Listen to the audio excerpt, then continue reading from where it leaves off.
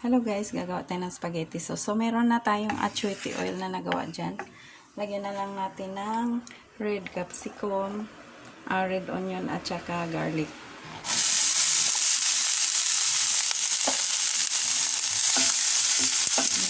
Antayin lang natin bumango ang garlic. Saka yung red onion. Ngayon, mabango na siya. Ilagay na natin ang kamatis. Pag nagluto ka ng pag gumawa ka ng spaghetti sauce guys, mas maganda pag mayroong kamatis kasi dagdag lasa or umami. Dagdag umami yan.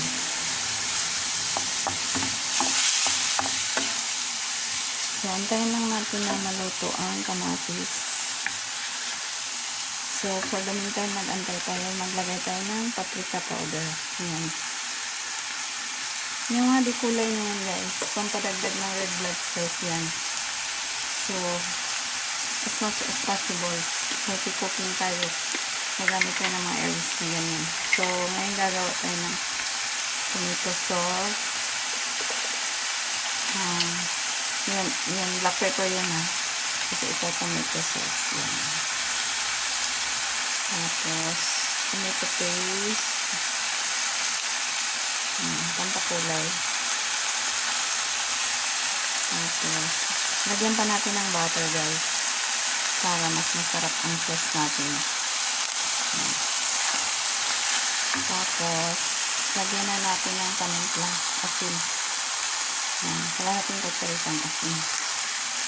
Tapos, lagyan natin ng konting magic sarap. Pampasarap din yun. Kunti lang.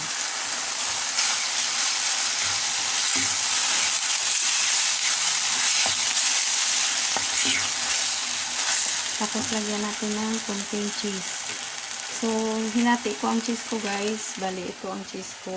Kalahati nito para dyan. Kalahati naman pang topping.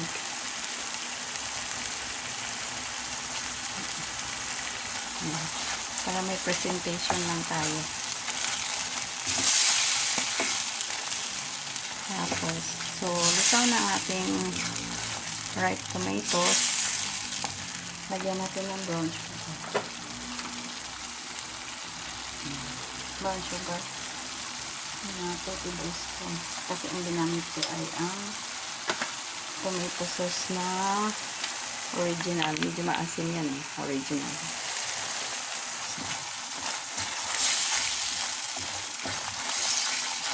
Kung gamitin nyo na tomato sauce na Filipino style, huwag na kayo magdagdag ng asukal kasi matamis na yun. So, ilagay na natin ang ating beef meatballs. Tuto na yung beef meatballs na yun guys.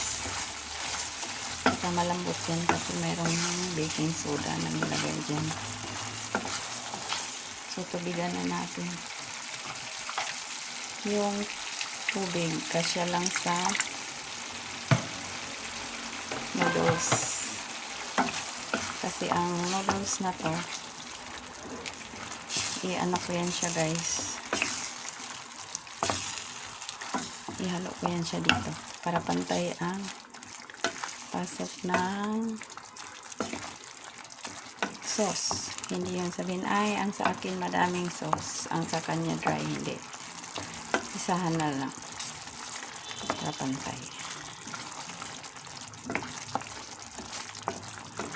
So, palagay ko okay na siya. Ang final testing nito mamaya. So, ilagay na natin ang noodles. Yan, luto ng noodles. Ilagay na lang natin.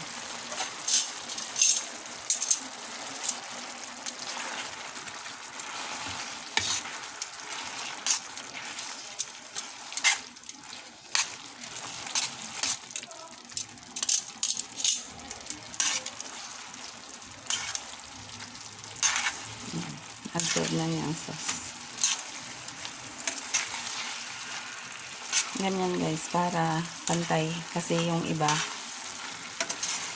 nang lalamang sa paglagay ng sauce. So, para pantay, log-log nyo na lang dyan. Para pantay lahat ng tao.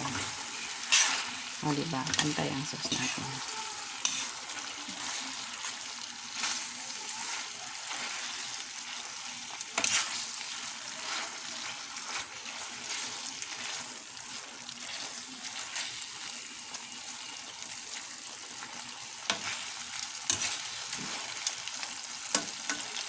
So, assuming na yan ang plate natin, guys. Yan. Ilagay ko na ang cheese sa ibabaw. For presentation.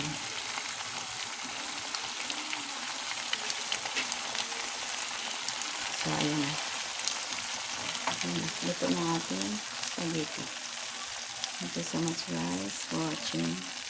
Sana mag-subscribe kayo. Thank you so much for watching.